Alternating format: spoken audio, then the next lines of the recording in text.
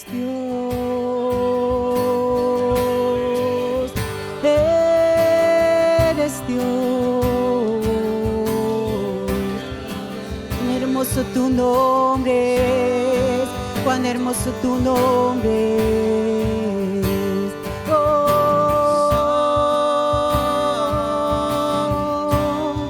Señor, queremos bendecir tu nombre en esta mañana, Señor.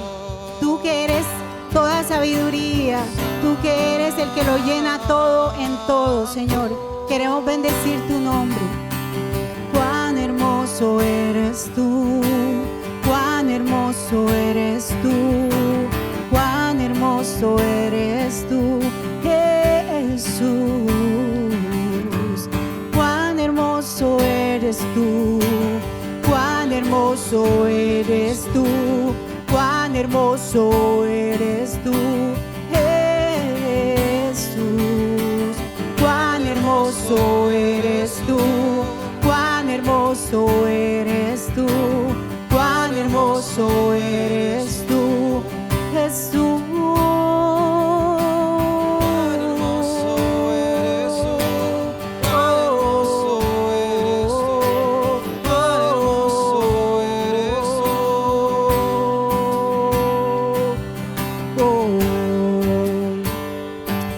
Bendecido seas, levanta tus manos y bendice al Señor.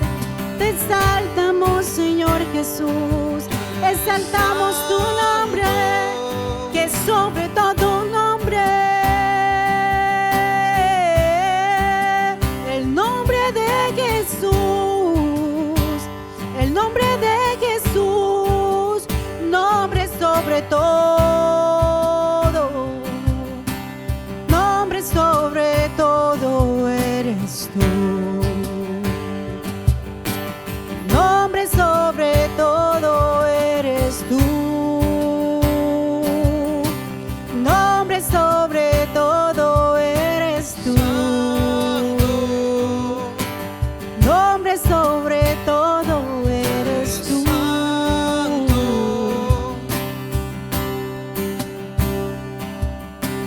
Bendición y gloria, poder y honra al anciano de días será. Toda nación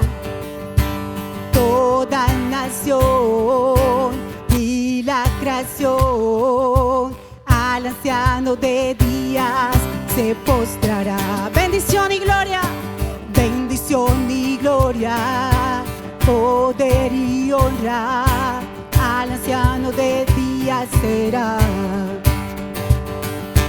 Toda nación y la creación al anciano de días se postra.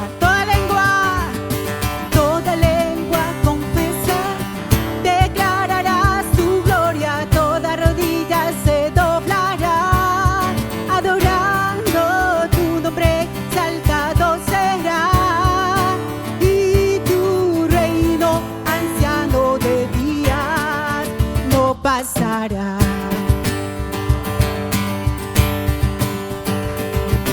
Bendición y gloria, poder y honra al anciano de días será.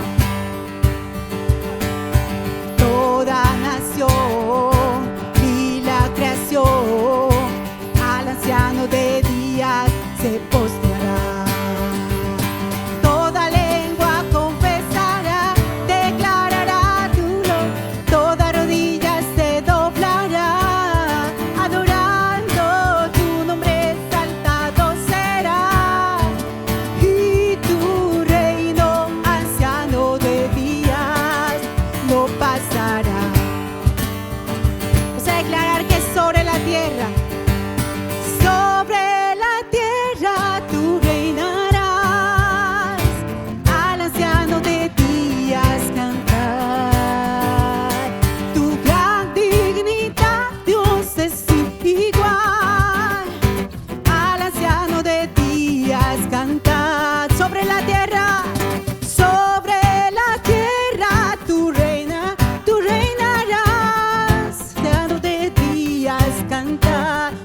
dignidad, Dios es sin igual. Al decir otra vez, sobre la tierra tú reinarás, sobre la tierra tú reinarás.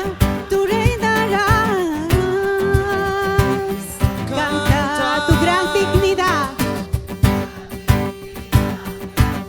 sin igual. Al anciano de día canta, toda lengua confesará, toda rodilla se doblará, adorando tu nombre exaltado será. Y tu reino, anciano de día, no pasará. Y la otra vez, no pasará, no pasará, no pasará, nunca pasará, no pasará, no pasará. Amén. Bueno, seguimos en este fluir precioso de adoración al Señor. Y el Señor me regalaba la palabra del Salmo 100, el verso 4 y 5, que dice: entrad por sus puertas por acción de gracias, por sus atrios con alabanza, alabadle, bendecid su nombre, porque Jehová es bueno, para siempre es su misericordia y su verdad por todas las generaciones. Gracias, gracias te damos, Señor. Aquí tú nos estás diciendo que vengamos con acción de gracias. No es simplemente decirlo o sentirlo. Es algo que implica una acción, algo que ejecutamos. Y en este momento, este tiempo, nosotros vamos a venir a darle esas gracias, y esa acción va a ser a través de nuestros diezmos, de nuestras ofrendas. Pero dice que vengamos a bendecir su nombre. Y dice, porque Jehová es bueno, para siempre es su misericordia. O sea, nosotros bendecimos al Señor no por lo que Él nos haya dado, no es por eso que nosotros vamos a tener esa actitud de gratitud en nuestro corazón. Aquí dice, porque Jehová es bueno, es por lo que Él es bueno y para siempre es su misericordia. Cuando nosotros entregamos una ofrenda, no se trata de nosotros, se trata de Él, de que Él es bueno y para siempre es su misericordia.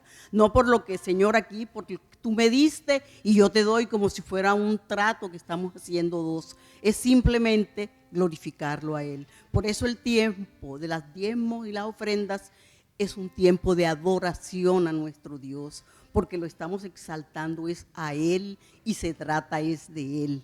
Con esa actitud de agradecimiento en nuestro corazón por lo que Él es, que es bueno y su misericordia es para siempre. Con nuestro corazón venimos y entregamos a nuestro Señor nuestros diezmos y ofrenda. ¿Pueden pasar por los puestos?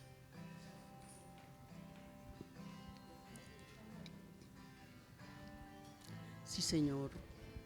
Gracias, Señor. Gracias te damos, Señor, porque tú eres bueno y para siempre es tu misericordia y tu verdad por todas las generaciones. Gracias, Señor. Venimos hoy aquí para alabarte, para bendecirte y porque todo se trata de ti, no de nosotros. Gracias por cada dador alegre que hoy dispuso su corazón, y ponemos también en tus manos, Señor, a todo aquel que no ha tenido provisión, para que seas tú, Señor, proveyendo para cada uno de nuestros hermanos. En el nombre de Jesús. Amén y amén.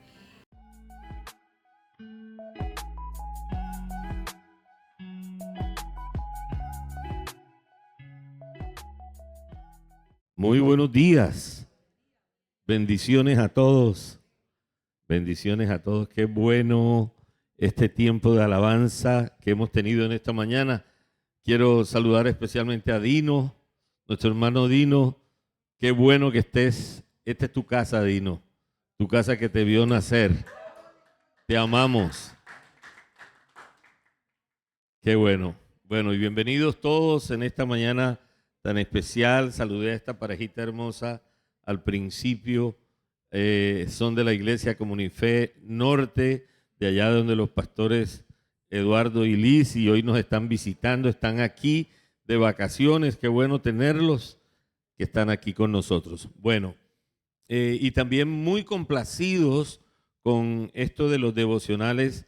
Mire, les quiero decir algo. Yo estoy caminando con el Señor hace 38 años. Parece que hubiera sido ayer que conocí al Señor. Y una de las cosas en las que procuré crecer era en conocer a Dios a través de mi vida íntima con Dios, en su palabra y en oración, todos los días. Y por la gracia del Señor, solo por su gracia he permanecido todos los días allí con Él. Pero creo que tenemos una herramienta como iglesia hoy. Tenemos una herramienta tan poderosa a través de los devocionales. Ustedes no se imaginan cómo puede ser esa herramienta que tenemos de poderosa, porque si tú te metes en ese link para hacer tu devocional y él queda en esa página, nosotros como pastores podemos ver lo que Dios te ha dado a ti en tu devocional, y eso nos ayudará a mentorearte a ti por la manera también como tú ves a Dios en tu devocional. Entonces, eso también es una herramienta de mentoreo poderosísima para nosotros de cómo tú estás viendo a Dios. Por un lado, para felicitarte y decirte, lo estás viendo muy bien, hay mucha revelación. Y por otro lado, también nos permite ver cuando tienes situaciones difíciles que te pueden estar afectando, por las cuales nosotros también podemos ayudar, orar por ti. Entonces, esa herramienta ni hace 5, 15, 20 años, 30 años la teníamos. Y hoy nosotros tenemos esa herramienta y podemos conocer el pensamiento de la iglesia también a través de sus devocionales. Por un lado, para felicitarlos cómo están creciendo espiritualmente, pero también para ayudarlos en sus flaquezas, en sus debilidades, a ser fortalecidos también. Eso nos llena de mucho gozo. Y por otro lado, felicitamos también a los pastores y líderes que están haciendo sus podcasts. Esos podcasts que están saliendo como evangelismo, que son los mismos devocionales, pero ya hechos de manera profesional para que puedan salir por las redes sociales y mucha gente también pueda escuchar de Dios a través de un devocional. Es ese desayuno fresco. ¿A cuánto les gustan el desayuno de la casa? A mí me encanta el desayuno de mi casa, ese huevito revuelto con pataconcito, con quesito, con café con leche. ¡Wow! ¡Qué delicia! ¡Qué delicia! Eso no es lo mismo que tú ir a un restaurante. A mí me encanta ese desayuno de la casa. Y claro, mira, el que es de maganguepi y de plátano amarillo con queso. Viuda de Boca Chico, excelente. Wow, eso es un almuerzo. Eso es un desalmuerzo. Bueno, nos gozamos muchísimo por ello. Hoy tenemos un invitado especial de la casa. No es invitado, él es de la casa, es mi cuñado Nelson Padilla. Quiero que venga por acá.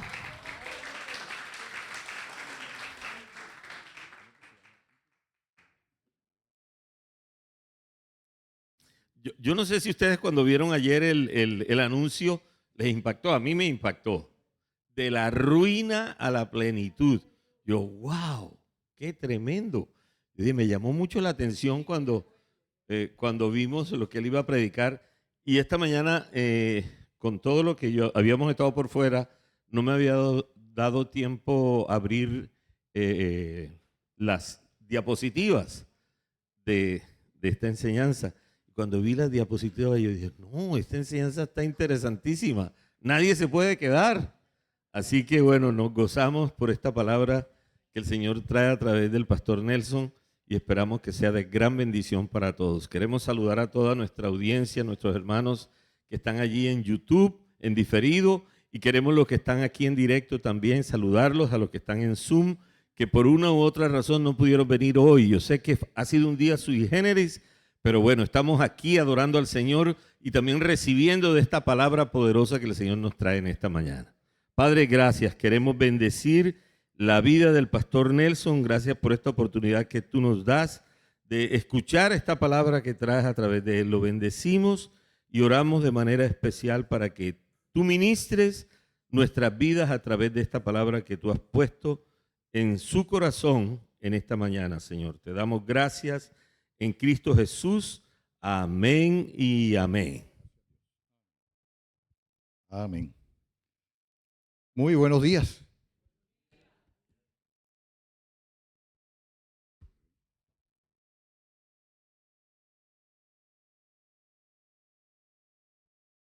Y bendiciones para todos. Hoy es un día de alegría, ¿verdad? Estamos en el fin de semana de amor y amistad. Maravilloso. ¿Lo están disfrutando? ¿Y de dónde viene el amor? La fuente del amor.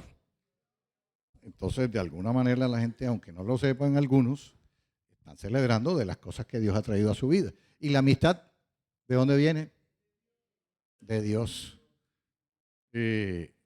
Jesús le dijo a sus discípulos en un momento de su caminar, ya no los llamaré siervos, ahora los llamaré amigos. Y es realmente una cualidad que necesitamos aprovechar más, porque ahí la tenemos, porque ella viene de Dios. Muchas veces necesitamos motivos para estar alegres, ¿verdad? Muchas veces estamos inclusive en el lado opuesto. Hay muchos motivos para estar tristes, que fíjate que me pasó esto, me pasó lo otro, y así es la vida. ¿Por qué hago este preámbulo? Porque suena entre alegría y tristeza algo muy antagónico, ¿verdad? De la ruina a la plenitud. ¿Sí? Como que dice, wow, de un lado al otro. Y es un tema que de hecho el Señor me había inquietado hace algún tiempo, como desde el año pasado. Lo tenía ahí en remojo. Fíjense que en el transcurso del año he tenido algunas otras temáticas, pero esta llegó en su tiempo. ¿Sí? En el Señor cada cosa tiene su tiempo y Él es el que sabe cuándo va a darnos la efectividad y el tiempo de esto. Estoy buscando aquí, no encuentro. ¿A dónde está? Es que cuando esto cierra y abre, se mueven los archivos. ¿Les ha pasado? Sí. Este aparatico, dice un amigo mío, no han terminado de inventarlo.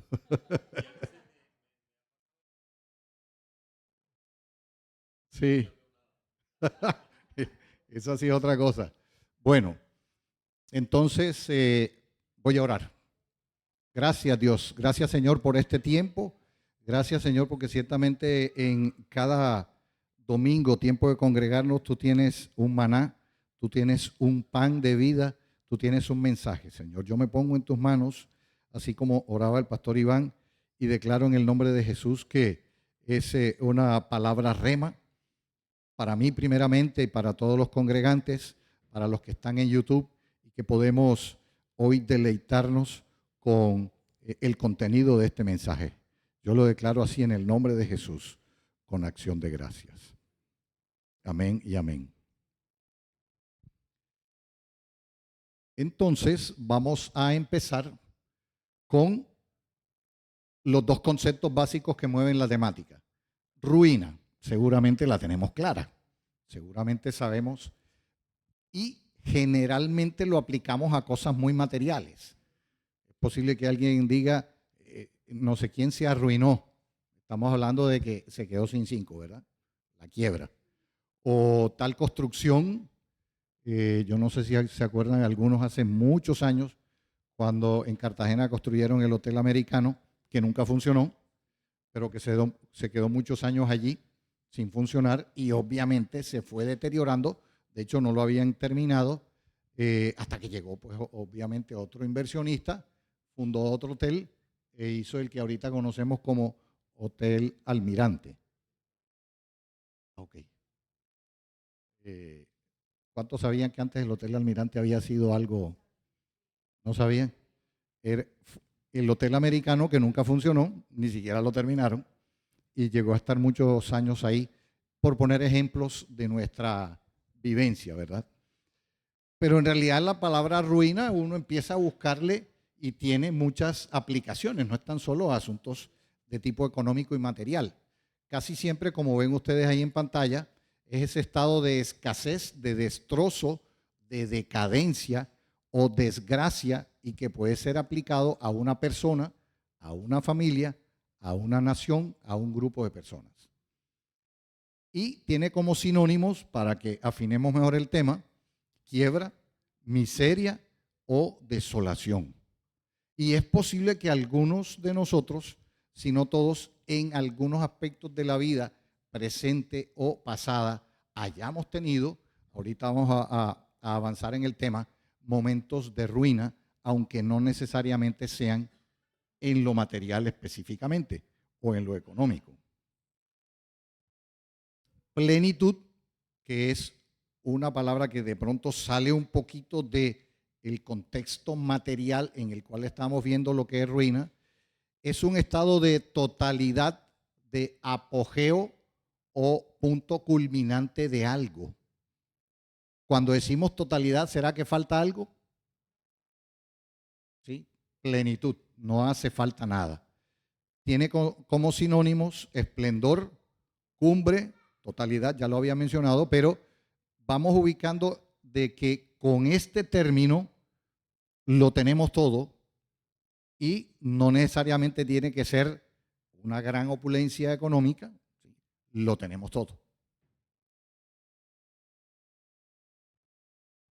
¿Cuántos han oído este dicho muy popular? Todo tiempo pasado fue mejor. Y uno en el transcurso de la vida como que se lo va creyendo, ¿verdad? Porque cuando estábamos en el colegio en bachillerato, eso era un tiempo espectacular, tenía una cantidad de contenidos ese tiempo, de disfrute con los amigos, de esparcimiento, de todo lo que ustedes quieran. Y seguramente todos hemos atesorado esos tiempos como maravillosos, ¿cierto? Estábamos en el colegio. Y seguramente pasó lo mismo en los tiempos universitarios, ¿sí? Unos tiempos en los cuales nos estamos preparando como profesionales, estamos preparándonos para la vida y también son tiempos que seguramente atesoramos y que guardamos con mucha alegría. Esos bellos tiempos. Para mí significó no solo ser profesional, me trajo una esposa, ustedes la conocen, ¿no? Entonces, ¿por qué no estar contento, no? ¿Por qué no tener? Pero entonces creemos que la vida se quedó allí, como que se estancó en esos bonitos tiempos de colegio, bonitos tiempos de universidad, bonitos tiempos de mi primer trabajo o de mi primer negocio que me fue bien, ¿sí? Y de pronto ahorita como que no alcanzamos, repito, a salirnos de eso que fue en el pasado. Correcto, ese sentimiento, ese afecto nuestro está allá. Dice, como está en pantalla, se añora lo que se ha perdido, es posible que se han perdido cosas, aquello de lo que no se puede disfrutar. A veces se hace evocación nostálgica, parte de lo que les estaba comentando, de tiempos anteriores. Cuando nació el primer hijo, cuando nos casamos, hay muchas situaciones. Los que ya son abuelos, cuando les nació el primer nieto. Wow, me acuerdo, pero calcadito, era un jueves y era 3 de la tarde y era así y así. Por supuesto que lo tienes, ¿verdad? Atesorado, ese tiempo maravilloso. Hay cosas de la juventud pasada y se echa de menos costumbres que inclusive ya no se hacen. Eran buenas, simplemente ya no las hacemos, o circunstancias que se consideran preferibles a las presentes. Es posible, ¿sí? Mi esposa recuerda de vez en cuando que cuando eran niños iban en familia turbados a comer arepa de huevo, eran las mejores de la región, ¿sí? Y eso era un tiempo especial. Nos quedamos a Turbaco a comer arepa de huevo en el parque, en la plaza principal, ¿sí? Y seguramente muchos de ustedes lo habrán disfrutado.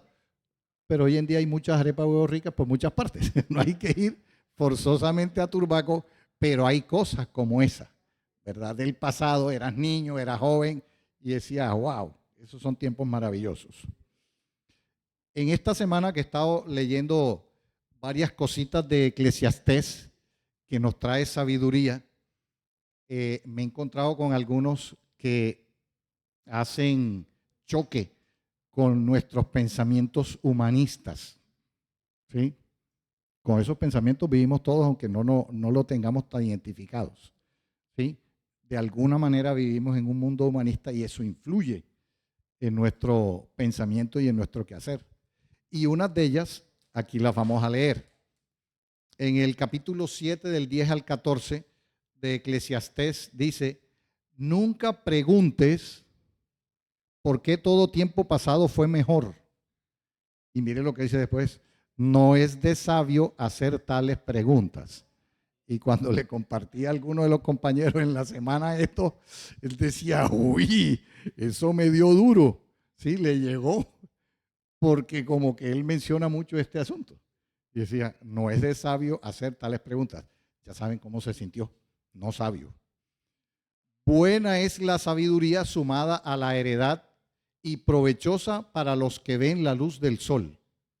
Puedes ponerte a la sombra de la sabiduría o a la sombra del dinero, pero la sabiduría tiene la ventaja de dar vida a quien la posee. Contempla las obras de Dios. ¿Quién puede enderezar lo que Él ha torcido? Cuando te vengan buenos tiempos, disfrútalos, pero cuando te lleguen los malos, piensa que unos y otros son obra de Dios y que nadie sabe con qué habrá de encontrarse después. Entonces, algunas de estas cositas que les estaba diciendo de lo que compartía en la semana con los amigos, eso de que uno pueda en un momento dado leer aquí que dice que unos y otros, hablando de tiempos buenos y malos, provienen de Dios. Y también me lo refutaba otra persona y dice, no, Dios es bueno y no puede traernos nada malo. Digo, lea la Biblia y de pronto te vas a encontrar con algunas cositas. Yo pensaba igual que tú, que todo lo bueno tenía que venir de Dios y todo lo malo tenía que venir del maligno. Sí, eso pensaba. Pero, ¿qué dice la Escritura? Tiempos buenos y malos vienen de Dios. Y vamos a ver un complemento interesante aquí más adelante. Cuando vemos la historia del pueblo de Israel desde la antigüedad hasta nuestros tiempos y lo tomamos como referente, porque realmente es el reloj de Dios para la humanidad, Israel. Y vemos que Israel pasó tiempos buenos y tiempos malos, que vivió en la abundancia y vivió en la esclavitud. Uno dice, de veras que puede estar reflejado el paso de cualquier otra nación, y seguramente lo hemos visto, o también a la vida personal o familiar de algunos de nosotros, que hemos pasado por la vida. Cuando vemos que Israel estuvo sin territorio 23 siglos, eso es algo que suena como que exageradamente imposible. 2300 años, ¿verdad? Los 2000 y piquito que lleva lo que llamamos el tiempo después de Cristo, por supuesto, y otros 3 atrás. Y uno dice, ¿y esta gente cómo hizo? Es demasiado tiempo. Y cuando vemos en qué lugares usted encuentra gente en el ancho mundo, todas partes, ¿verdad? Australia, Rusia, Sudáfrica, algunos países, inclusive del Oriente Medio, casi toda Europa, en Sudamérica, ahí estamos nosotros, Brasil, Argentina, Norteamérica con Estados Unidos, les tocó irse para algún lado. Y en el transcurso de los siglos, pues eso se esparcía y se regaban, como diría uno de manera popular. ¿Qué pudiéramos decir de esos 23 siglos de Israel como nación? Hablo como todo el conjunto. ¿Será que estaban en ruina? Un pueblo sin territorio, ¿será que puede decir que está en ruina? No tenían un territorio propio. Ojo, muchos vivían en cualquier tipo de países, tenían sus propiedades porque las compraban. Tenía su casa, tenía su negocio. A cada uno en lo individual y en lo familiar le iba bien porque realmente los judíos son hacendosos. Son gente de empresa, son gente, como dice uno en el término popular, berracos, son eche para adelante. Pero como nación era una frustración muy grande. ¿Sí? No tener un territorio, no tener una constitución, no tener lo que todos tenemos en un país común y corriente. Estuvieron en la ruina 23 años. No solo no tenían territorio, además de eso, fueron perseguidos y asesinados. Todos sabemos que en el Holocausto murieron más de 6 millones de judíos de una forma atroz, de una forma inmisericordia, totalmente injusta. Eran objeto de la burla pública en muchos lugares donde vivían a lo largo de la historia, los insultaban. Decir judío era un insulto, ¿sí? Les tocaba de alguna manera esquivar a la gente, esconderse, etcétera. Eso es feo. ¿Cuántos de ustedes, me incluyo yo, hemos pasado burla por un ratico o por algún tiempo, qué sé yo? ¿Sí? Eso choca, ¿verdad? A tu identidad, a tu amor propio, eso te da duro. ¿Qué vivieron ellos? Y por tanto tiempo, ¿sí? Vivieron ruina. Eran discriminados, a pesar de que habían nacido en una nación, en Austria, en Alemania, en Francia, en Inglaterra, en muchos países donde vivieron, toda la Edad Media, la Edad Moderna, tenían, repito, un pasaporte de esa nación, eran discriminados. Tú eres judío. Y entonces tenían, ¿cómo se llama? Algunos de los derechos civiles de ese país restringidos. Eran discriminados por el solo hecho de ser judíos. Había, por supuesto, una política antisemítica que por mucho tiempo les afectó. Pero en todo este tiempo hubo cosas que también fueron positivas. Y es que ellos lograron mantenerse en su identidad. De hecho, nunca renegaron de ella. Que es posible que alguien hubiera dicho, ¿verdad? De ser tal cosa, hubiera renegado. Pero nunca lo hicieron. Mantuvieron esa identidad como tal. Sabían quiénes eran. Sabían que eran el pueblo escogido de Dios, aunque muchos y por muchos tiempos se alejaron de Dios, ¿sí? No sé si ha pasado en algunos momentos de sus vidas. Esto empieza a uno a traerle ya una reflexión. Uy, ¿cuántos tiempos yo estuve? Aunque estaba aparentemente bien en esa condición, ¿sí? Pero ellos, además de tener su buena identidad, afianzaron su fe en Dios, porque realmente no tenían para dónde coger, ¿sí? En el país donde vivían los discriminaban, les quitaban sus derechos, la gente los insultaba, en fin, no tenían territorio ni tampoco cómo obtenerlo. De alguna manera, cuando es el clásico cuento, ¿verdad? Si tú no tienes más para dónde, entonces miras para arriba, ¿sí? Es algo humano, ¿verdad? Pero eso les sirvió para afianzar su fe. Conservaron su raza, de hecho la mayoría de ellos a través de los siglos únicamente mantenían relaciones matrimoniales y conservaban pues esa costumbre de seguir dentro de. No pasó al 100%, no pasó al 100%, pero lograron esa política, pudiéramos decir así, con el paso de los siglos. Mantuvieron siempre una cultura empresarial y de negocios, parte de lo que les estaba comentando, gente muy trabajadora, gente de visión, y gente que salió adelante en muchos lugares y hasta el sol de hoy.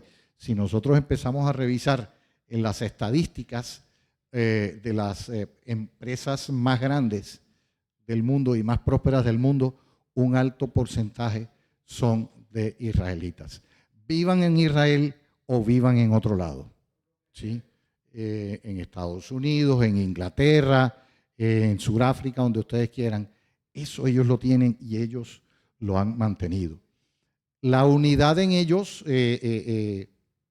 nosotros que en algún momento alcanzamos a relacionarnos con algunos judíos que yo trataba como pacientes, y mi esposa y yo alcanzamos a tener algunos momentos con ellos, veíamos esa hermandad entre ellos, ¿sí?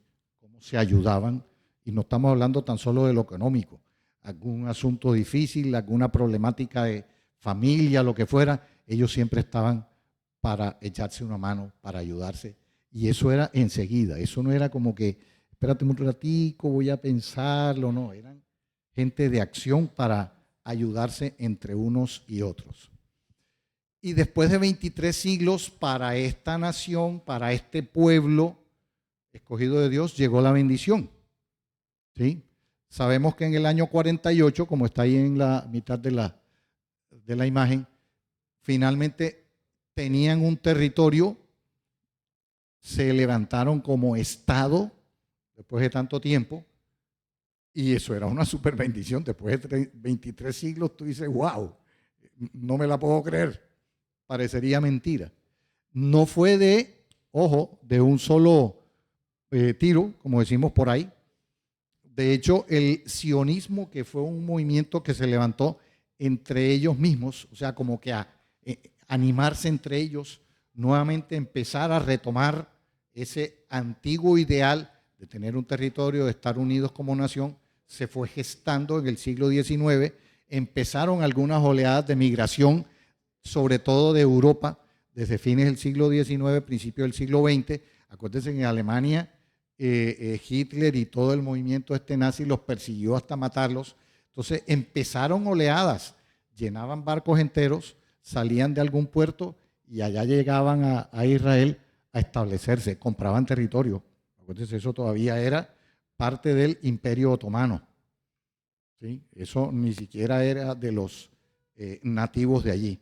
Y ahí empezaron a establecerse. Entonces, fíjense ustedes que salir de la ruina a buscar un futuro fue un proceso y que pasó de una generación a otra. No fue tan rápido como de pronto uno leyendo alcanza a ver, pero lo hicieron, persistieron, ¿sí? Se enfocaron en ello.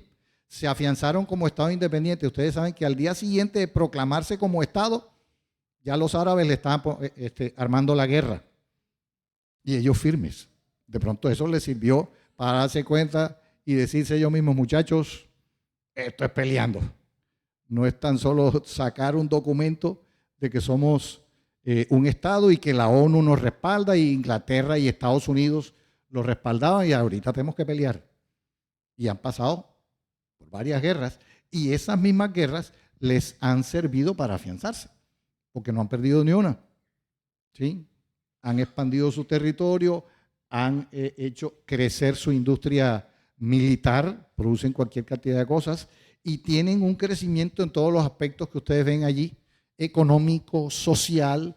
La sociedad israelita es muy bien organizada, como industrias tienen unas empresas de tecnología de punta hoy en el mundo, el territorio inclusive se expandió de lo que originalmente fue y sabemos que se va a expandir más a lo que es el territorio que Dios le dio como tierra prometida a Abraham hace muchísimo más tiempo. Y han crecido en lo científico, en lo militar y son una potencia mundial. La pregunta es, ¿cuántos pueblos que han pasado situaciones inclusive menores en la historia de la humanidad, menores catastróficas me refiero, ¿sí? Siquiera han logrado hacer la mitad de lo que ha hecho Israel en menos de un siglo, ¿sí? Realmente pasaron de la ruina a la plenitud, porque no tenían nada, ¿sí? Como nación y podemos ver lo que hoy en día tienen. ¿Será que nos sirve de referente? Total.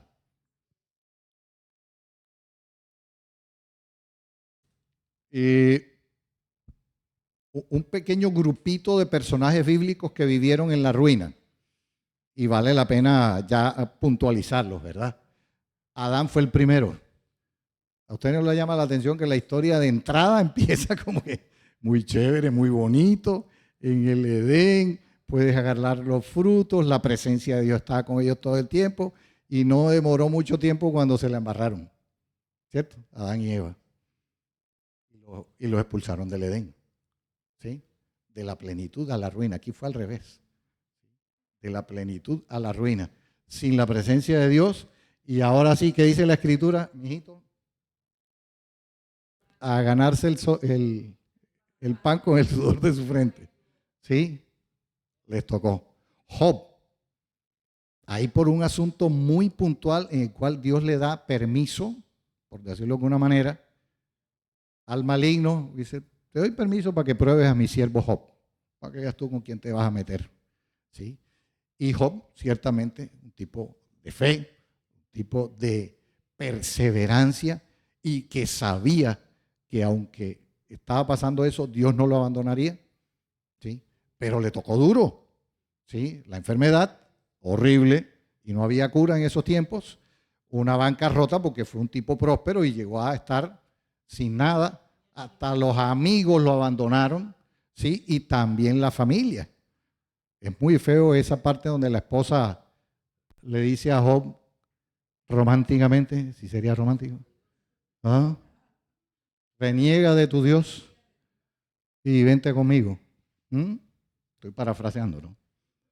Eso no es ser bonito. O te quedas con la esposa o te quedas con Dios. Él decidió quedarse con Dios. ¿Sí? Y todavía no se habían resuelto los problemas. Jonás, un tipo rebelde, ¿sí? Dios le habla y estaba claro que él sabía que Dios le había hablado y que le había dicho, pues no, yo no puedo hacer esto.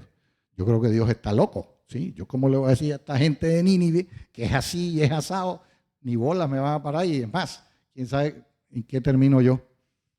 Ese fue un tipo que realmente en esa condición estuvo en la ruina, alejado de la presencia de Dios, esquivándolo. ¿Sí? Ustedes se imaginan a Dios atrás. Hey, Jonás, Jonás. Y él haciéndose el loco, ¿no? Camina.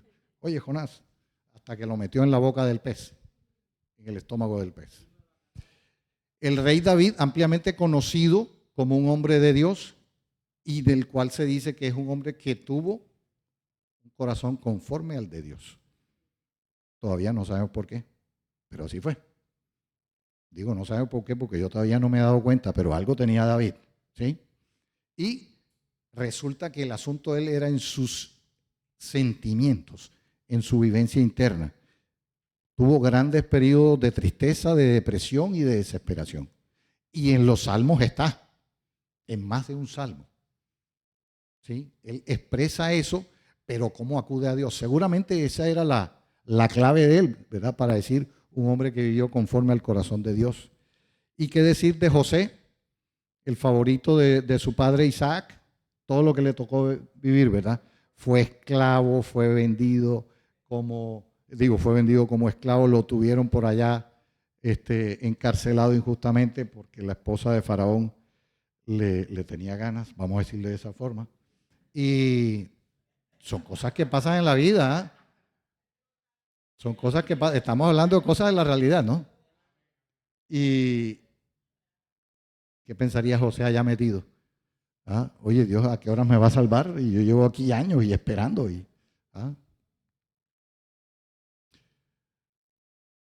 ¿Y qué personajes bíblicos vivieron en plenitud gran parte de sus vidas?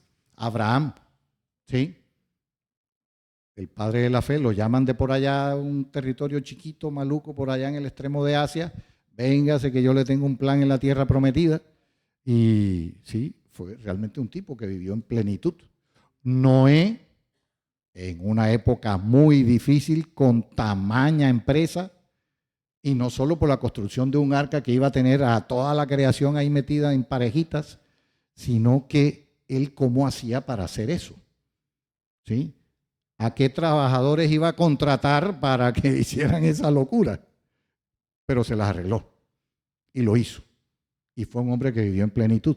Moisés, el gran libertador del pueblo de Israel de la esclavitud de Egipto. Salomón, con toda la sabiduría y las riquezas que tuvo. Y he puesto para el final, pero el más grande, por supuesto, Jesús. Libre de pecado y en comunión con el Padre. ¿Le faltará algo de la plenitud? En la presencia del Padre, ¿verdad? Y libre de pecado. no tenía nada negativo. Ese, de hecho, es mucho más que nuestro referente Israel, es nuestro modelo. Jesús en su plenitud, Hijo de Dios y Dios mismo. ¿Cómo fue antes de Cristo? Yo los voy a invitar a que pensemos en un momento dado cómo eran sus vidas, al igual que yo lo estoy haciendo, antes de Cristo. La historia tiene ese periodo claro, ¿cierto? El año 0. Pero todos y cada uno de nosotros tenemos un antes de Cristo, es decir, cuando no estábamos con Él. Yo pensaba, yo a mi manera, que como tenía una religión, tenía a Dios. Plenamente convencido. ¿Sí? Y no tenía el más mínimo miramiento o temor de que el día que me muriera, ¿para dónde iba? Yo tengo una religión. Estoy bien, perfecto. El día que yo me muera, derechito para arriba. Ojo, esos son pensamientos igual humanistas. Pero antes de Cristo había cosas que no eran buenas y que las pensábamos como tal, lo que le estoy diciendo, pero también había cosas malas. Había el pecado, estar fuera de Dios, estar desobedeciendo a Dios. Y cuando vemos lo que dice Lucas 19:10, dice, porque el Hijo del Hombre vino a buscar y a salvar lo que se había perdido. Yo estaba allí. ¿Tú estabas allí? En ese grupito. Él vino a rescatarme. Él vino a rescatarnos. Porque estábamos perdidos. Estábamos sin Él. Eso es ruina en la vida espiritual de una persona. No tener a Jesús, no tener la certeza de la salvación, no haber sido redimido. Es un espíritu muerto. Es un espíritu sin vida. Pero llegó Cristo a nuestras vidas. Gloria a Dios. Y entonces ahí podemos decir, después de Cristo en mi vida. Cuando yo llegué a Cristo, ¿sí? Empecé a ver otras cosas, se me quitó el velo de los ojos, empecé a ver algunas de las mentiras que yo mismo me creía y que no eran ciertas. ¿Sí? De manera jocosa les voy a comentar una de las cosas que yo decía cuando estaba soltero. Ya tenemos 37 años, ¿verdad? De casado, qué pocotón. Ok. Entonces yo decía cuando estaba soltero, el matrimonio es un mal necesario. ¿Han oído ese dicho? Bastante popular, ¿verdad? Y entonces yo le ponía mi explicación. Como necesario hay que hacerlo en algún día. Y como mal hay que hacerlo lo más lejos posible. ¿Qué tal eso? Mi propia explicación. Es un mal necesario. ¿Ya? Eso es cierto, así dice la Biblia. No, ¿verdad? Fue cosa de las cuales a ti se te quita el velo y empiezas a ver tu vida con los ojos de Dios, a la luz de la palabra. Es que la palabra de Dios dice que casarse es una bendición, ¿verdad? Y dice que el que tiene esposa, ¿qué dice? Encuentra la benevolencia de Dios. En fin, y los casados no se preocupen que cuando se casen igual van a tenerlo. Entonces, los solteros, no se preocupen, en su momento lo tendrán. El caso es que hay cosas en la vida de uno que uno cree que están bien y, bueno, ¿qué decir, no? Vamos a poner, después, un videíto después de este. Entonces, dentro de esta invitación que les hago a pensar en sus vidas, cómo estaban antes de Cristo y cómo están ahora después de Cristo. Pero resulta que también en después de Cristo vienen cosas, vienen circunstancias, vienen momentos duros, tan duros como los que vivió Job. ¿Cierto que sí? Aquí hemos vivido momentos tan duros como los de Job. ¿Sí? Levante la mano. No son tan duros. Bueno, pero hemos vivido momentos duros, ¿cierto? Está claro. ¿Qué cosas buenas hacías en tu primer amor con el Señor, en tus primeros meses, en tus primeros años, que se fueron perdiendo en el tiempo? Se fueron diluyendo porque pasaste una crisis y se resolvió y gloria a Dios, y ahí vas parapetando la vida y ¡pum! En el camino se te quedó eso que estabas haciendo.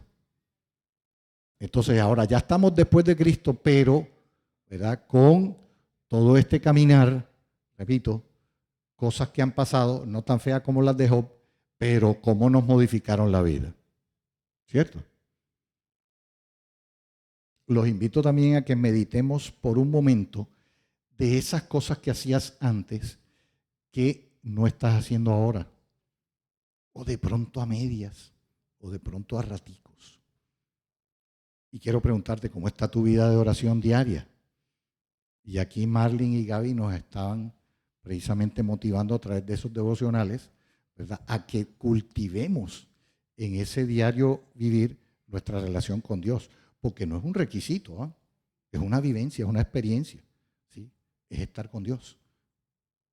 ¿Cómo está tu vida de oración actualmente? No estoy diciendo que todos estén mal o que todos estén bien, es un asunto personal. ¿Cómo está tu vida de oración diaria? Congregarse. En la pandemia mucha gente dejó de congregarse porque les gustó el servicio en línea. Muy bonito, muy cómodo, estás en tu casa y te puedes estar tomando tu cafecito. Muy chévere. Pero ya la pandemia se acabó. ¿O no, Debbie? Hace rato se acabó la pandemia y nos quedamos en la comodidad de la vida en línea, ¿verdad? De la vida, sí, en la comodidad. ¿Cuántos dejaron de congregarse? Y es un fenómeno mundial, ¿sí? Con estadísticas impresionantes. En el ancho mundo, unas cifras enormes de creyentes dejaron de congregarse. ¿Cómo está la vida de ellos? Es mucha gente. Si la Biblia nos dice que no dejemos de congregarnos como algunos tienen por costumbre, ¿sí?, es una instrucción de Dios para que el cuerpo de Cristo se consolide, ¿sí?, para tener más acercamiento. Somos un cuerpo, el cuerpo no puede estar la mano por allá en la ventana y la pierna por acá en la puerta, ¿sí? El cuerpo tiene que estar articulado. Dar ofrendas y diezmos. Yo los daba al principio porque estaba en el primer amor. Y sí, el Señor me dijo, y de pronto vinieron circunstancias económicas a tu vida, o de pronto te vinieron algunas explicaciones de esas que andan rondando por ahí, que dicen que eso era por allá en los tiempos de la Biblia y que ahorita ya no es. ¿Sí? Esas son justificaciones para dejar huecas sutilezas, ¿verdad?, y doctrinas de hombres, gracias Nori, dice la palabra, que de alguna manera me traen justificación a mi vida. ¿Sí? No, diezmo y ofrenda no. Yo sé que no pierdo la salvación. Algunos llegan hasta ese extremo y dicen, wow, oye, está como que abusando de la amistad con el Señor. ¿Sí? Pero bueno, eso es entre tú y el Señor. Leer la Biblia, ese es el maná diario. Lo hacías de pronto al principio, ahorita no. O tal vez lo podemos ver de otra perspectiva. Yo al principio leía poquito, pero ahorita estoy, sí, todos los días. Y ahorita que llevaron los devocionales de la iglesia, mucho más. Gloria a Dios. Ayunos, disciplinas espirituales, ayunos y vigilias, que cómo fortalecen el espíritu, ¿verdad? Servirle al Señor. Es posible que algunos sirvieron al Señor inicialmente y ahorita ya no, por el motivo que haya sido, y testificar de la obra de Dios en tu vida. Yo me he sorprendido en algunos momentos, sobre todo con motivo de mi trabajo, ver cosas que las personas admiran de episodios que yo les he comentado en mi vida y que de repente esas personas se lo cuentan a otro. ¿Sí? Por ejemplo, un compañero de trabajo o a otro paciente o un deportista, y de pronto alguien me dice, oiga, ¿y usted que no sé qué tal cosa? Un testimonio bueno. Y yo, sí. Oiga, y no me había contado. Discúlpame, sí, debí haberte contado porque son cosas buenas en la vida. ¿Tú cuentas las cosas buenas en la vida o no las cuentas? Por supuesto que las cuentas. Pero fíjense, nos vamos quedando en una costumbre, ¿verdad? Como ya lo he comentado tanto, como ya lo he dicho tanto, como que de pronto ya últimamente no lo digo. ¿Qué tanto testifico de lo que Dios ha hecho en mi vida? ¿Sí? Y si seguramente hacen una listica, van a ver que esa lista está bastante llena. Hay muchas cosas que realmente el Señor ha hecho en nuestras vidas. Como diría en Medio Ramos, ¿les gustó el videíto? El videíto. Ok. Muy didáctico, muy interesante. Podemos prender las luces.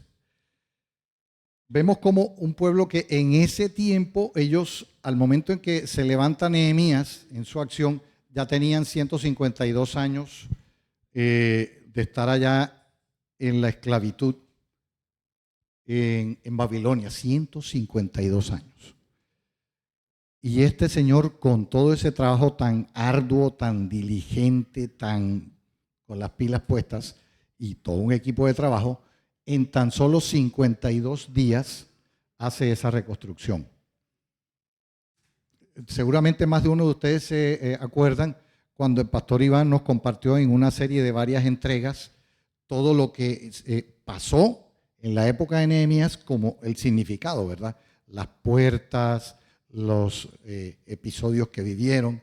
Es realmente una historia muy grande y que tiene mucho contenido para sacar enseñanzas. Pero cuando uno dice de 152 años de estar allá metidos y en tan solo 52 días hicieron esa reconstrucción, son unos héroes, ¿sí? Y no tan solo poner piedra sobre piedra de una altura de 12 metros, eso de pronto era la parte más fácil.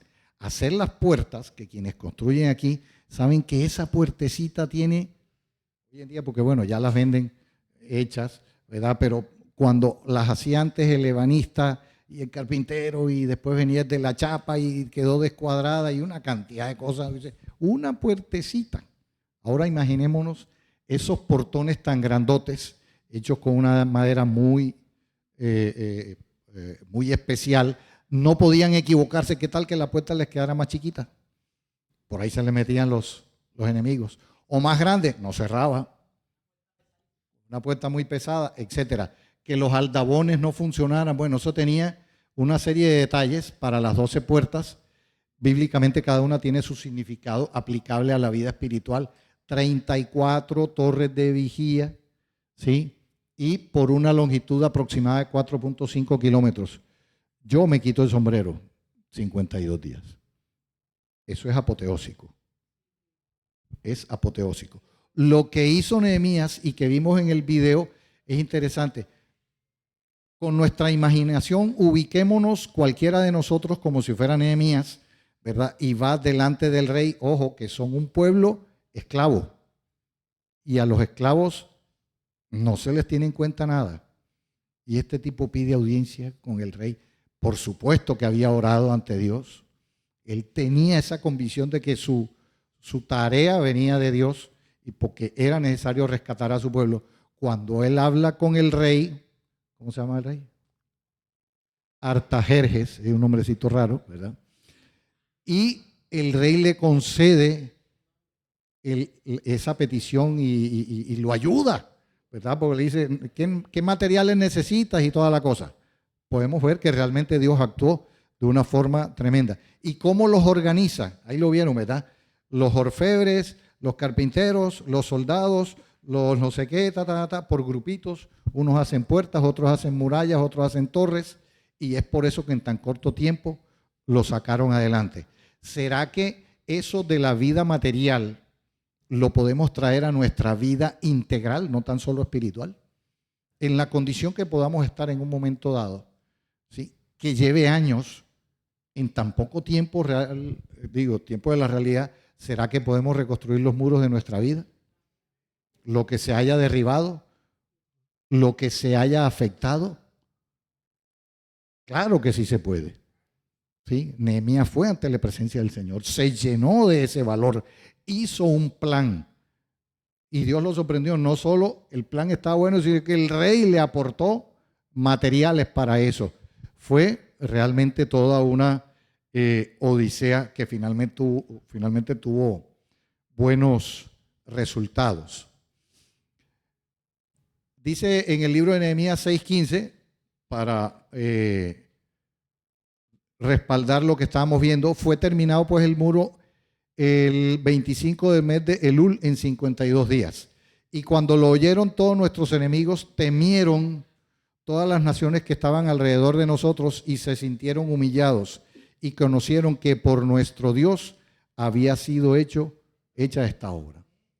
En un pueblo cautivo que tenían allá su ciudad asolada y que tenían realmente unos enemigos alrededor, que más de uno era fuerte.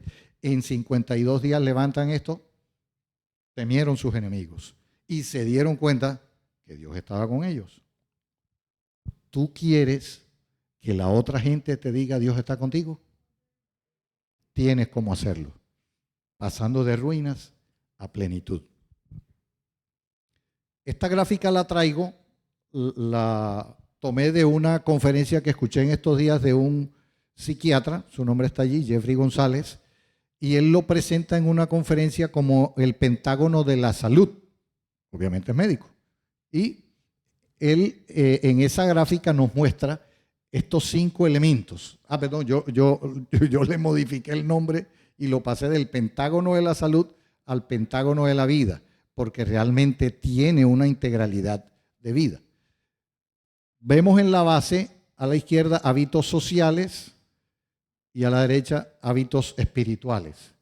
2 de los 3 pilares de la vida de un creyente: relación con Dios y relación con sus semejantes. Decía, wow, este tipo como que leyó Biblia, dije yo, este psiquiatra. Y los de arriba, ejercicio, sueño y alimentación, ya es la relación contigo.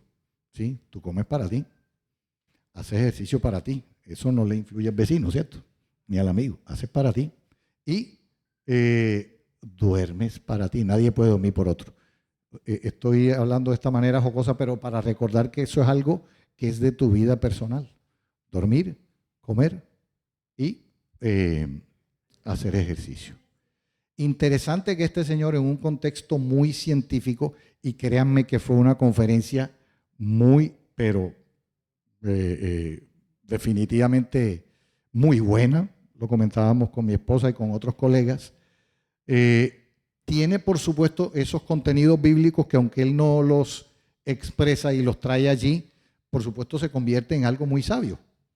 ¿Sí? Cuando yo vi esto, yo enseguida engrané con, wow, esto es plenitud. ¿Sí? Esa vida integral, ¿verdad? Mi relación con Dios, mi relación con mis semejantes y cómo me relaciono conmigo, eso es plenitud. ¿Sí? ¿Qué me hace falta? Que vengan los demás, que vengan las añadiduras de Dios, ¿sí? Materiales y como ustedes quieran, pero ya serán añadiduras. Esto es plenitud. ¿Y por qué de pronto necesitamos sacudirnos un poquito de la parte material, sin decir que yo sea malo?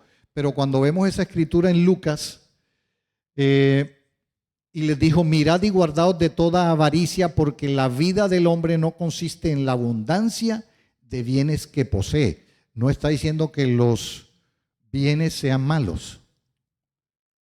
Está diciendo que ese no es el sentido de la vida, tener abundancia de bienes.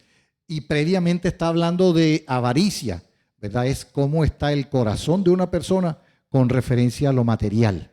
Si lo estoy persiguiendo en un afán de atesorar cosas, ¿sí? Obviamente eso es avaricia.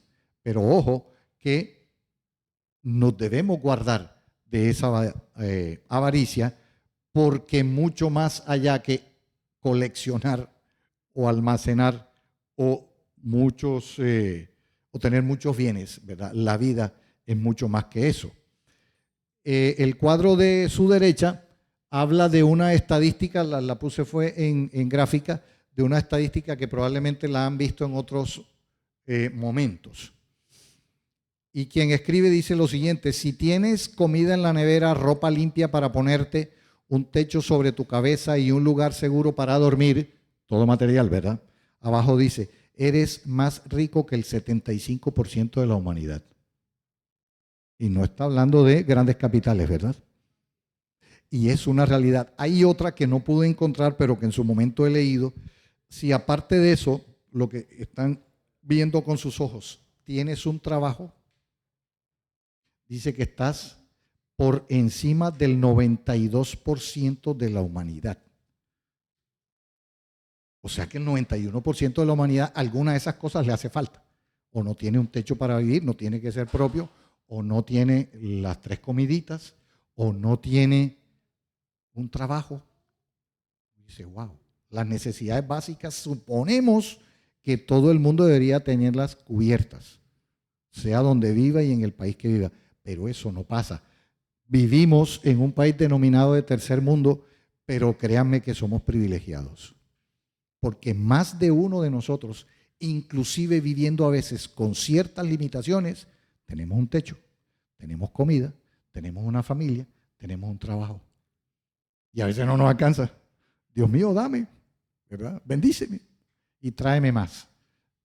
Es bueno valorar la plenitud que tenemos en nuestras vidas, aunque eso no signifique necesariamente muchos billetes. No hace falta nada.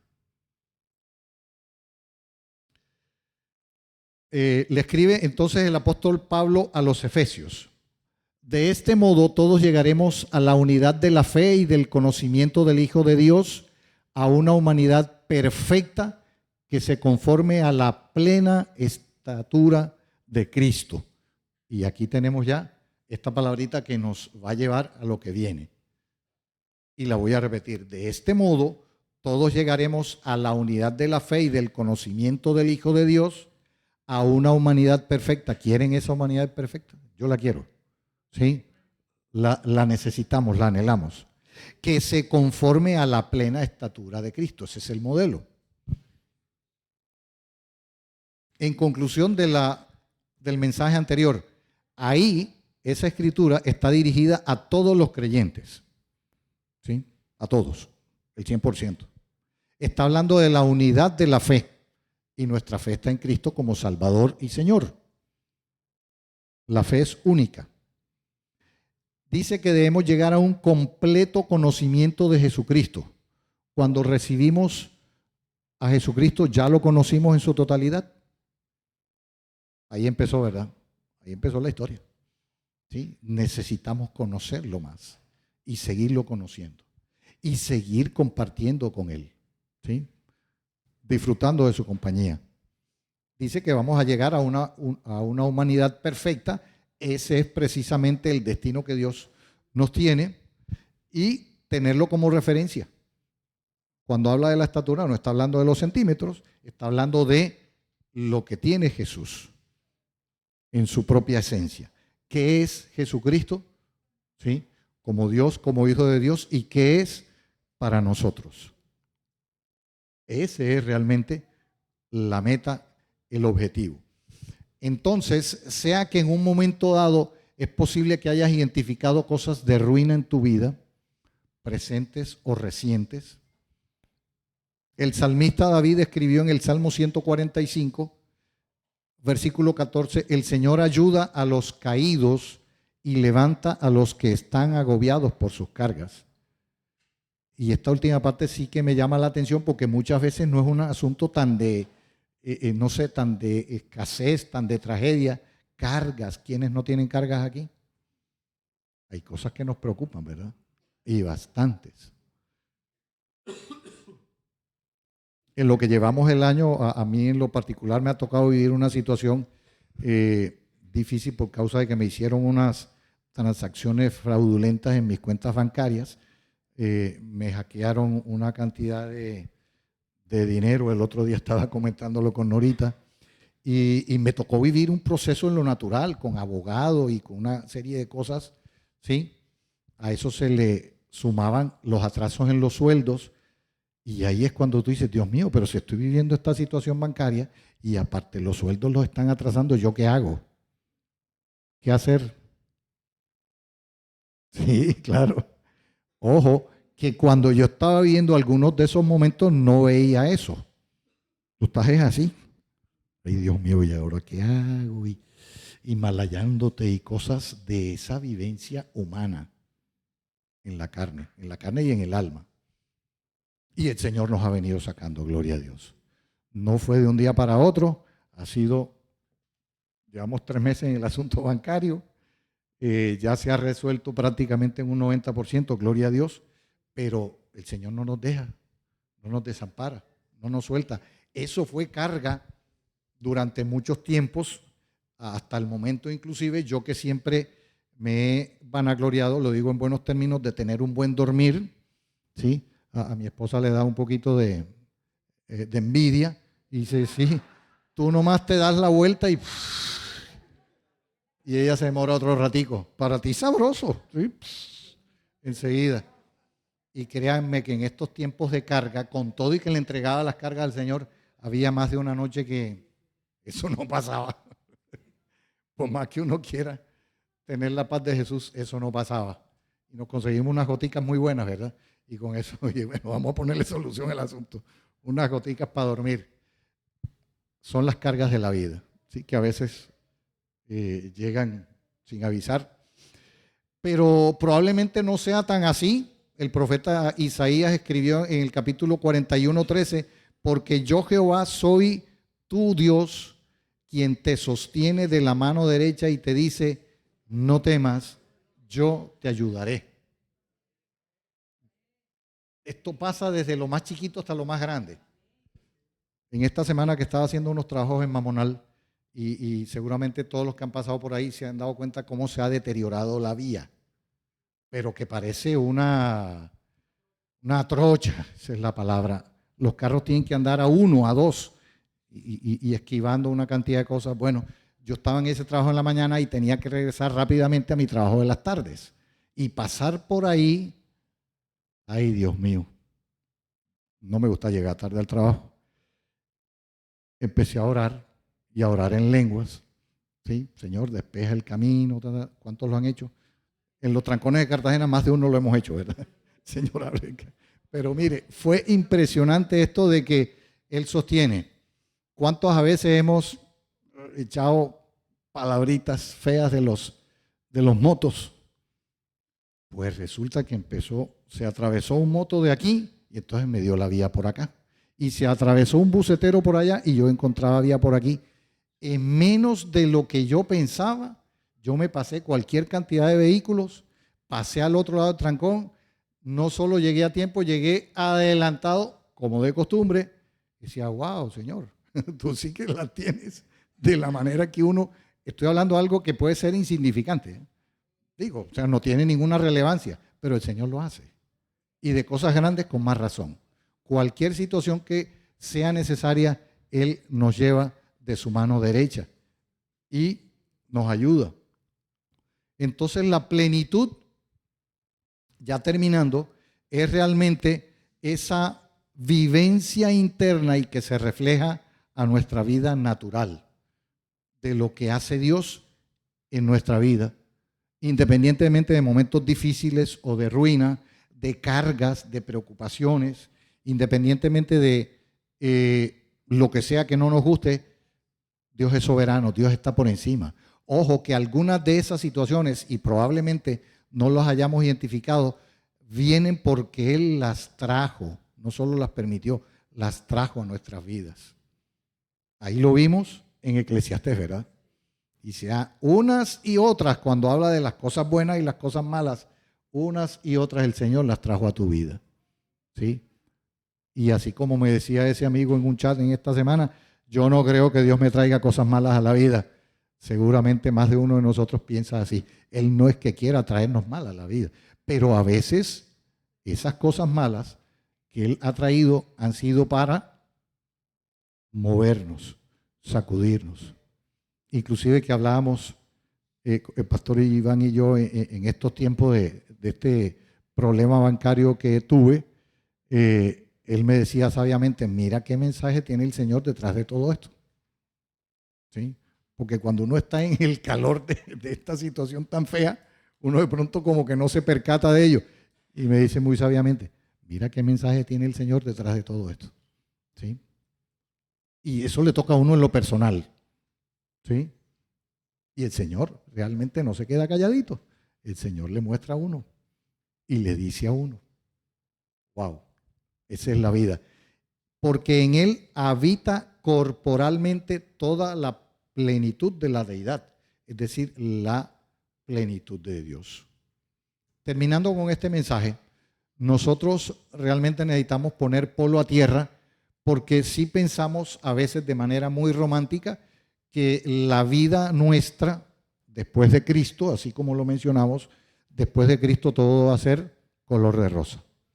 todo va a ser bonito, todo va a ser resuelto, ¿sí? Usted nomás eche para adelante. Y con fe y con ganas. Sí, eso es cierto. Pero ¿todo va a ser color de rosa? No. ¿Nos gustan las espinas de las rosas? Eso puya y saca sangre. Podríamos aplicar el dicho que la vida sí es color de rosa, pero tienes que agarrar la ramita y la ramita te puya. ¿Sí? ¿Sí? Digamos que sí es color de rosa, pero ahí las ramitas me pullan, ¿verdad?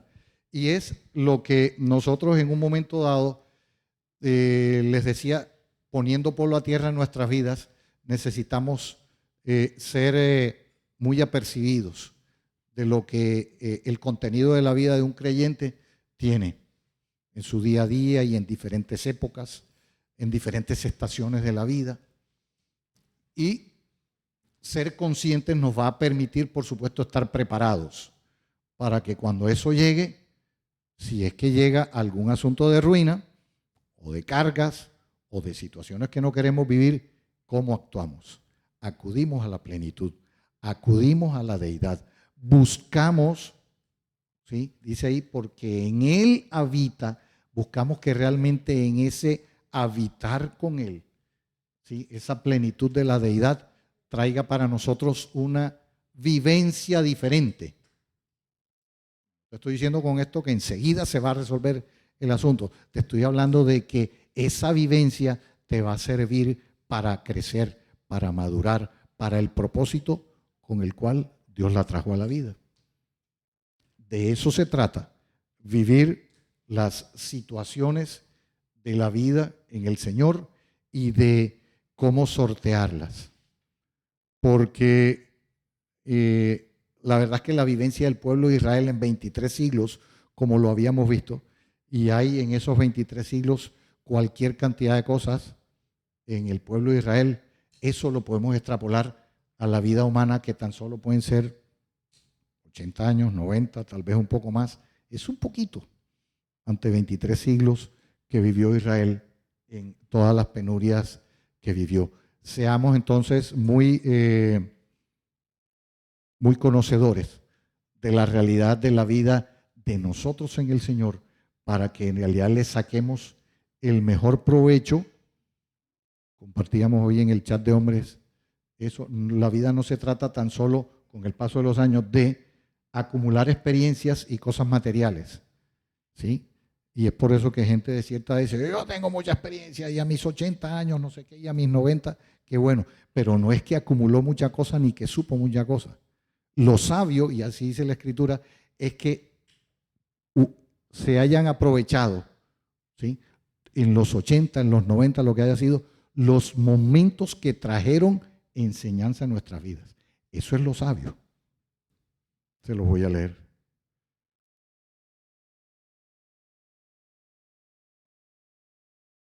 En la parte humanística sabemos que hay un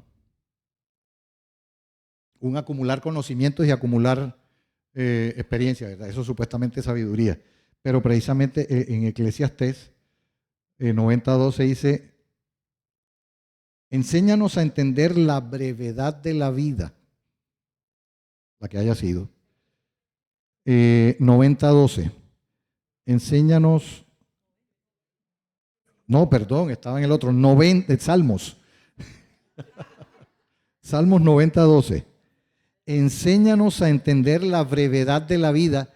¿Cómo entenderla? Si cuando vemos que una persona llegó a 100, por ejemplo, la mamá de Norita que recientemente partió, uno decía, wow, me quitó el sombrero, llegó a 100. Sí, maravilloso, una bendición de Dios. Pero, ¿qué dice la Escritura? Para que crezcamos en sabiduría. Y en un comentario que yo hago acerca de eso, se trata de acumular no tanto experiencia y conocimiento, sino de aprovechar los momentos de mayor enseñanza para nuestras vidas, y esto será sabio. ¿Sí? Eso es aplicable a una persona que de pronto llegó a 30 años, a 40, a 50, pero que supo tomar de todos esos contenidos de la vida y de manera sabia aplicó las enseñanzas aprendidas en esos episodios. Colócate de pie. vamos a orar en dos sentidos.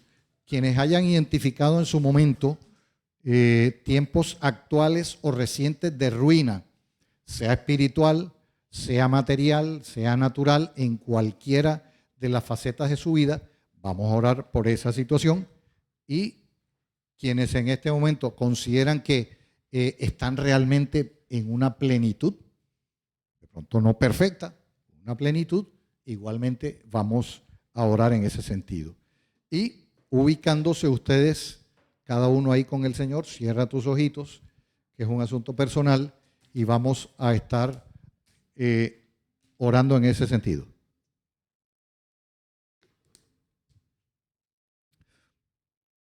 Padre nuestro, tú que estás en el cielo y tu presencia con nosotros aquí en la tierra y en medio de la congregación.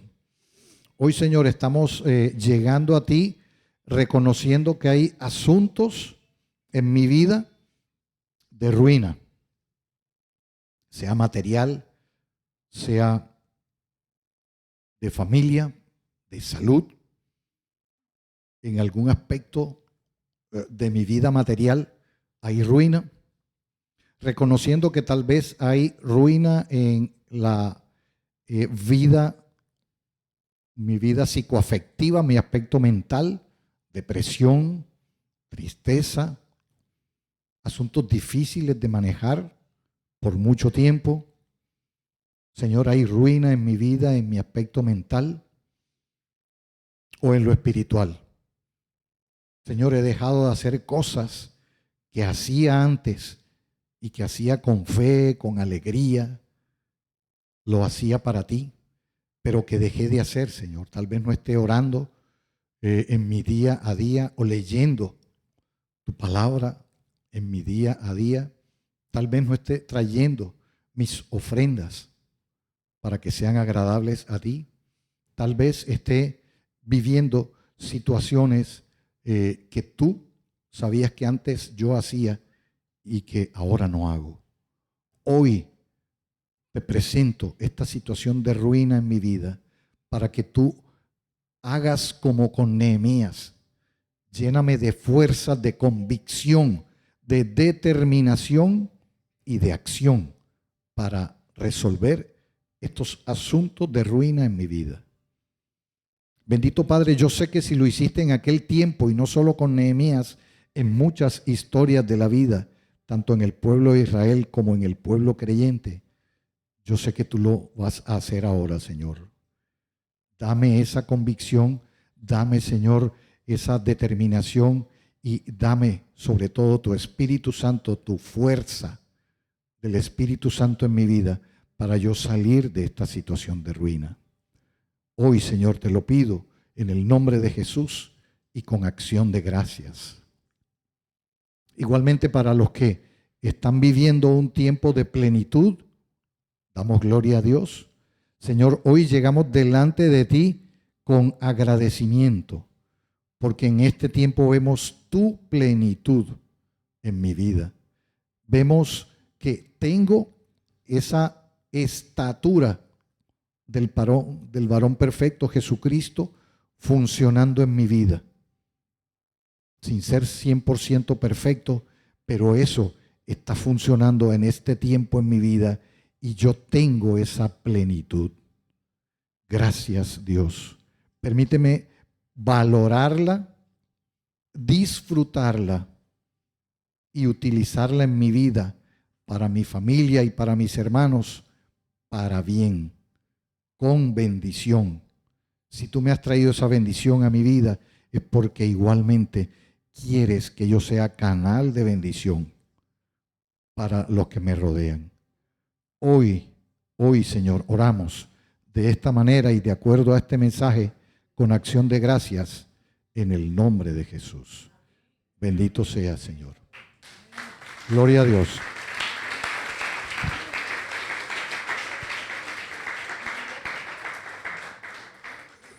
Y ya para despedirnos,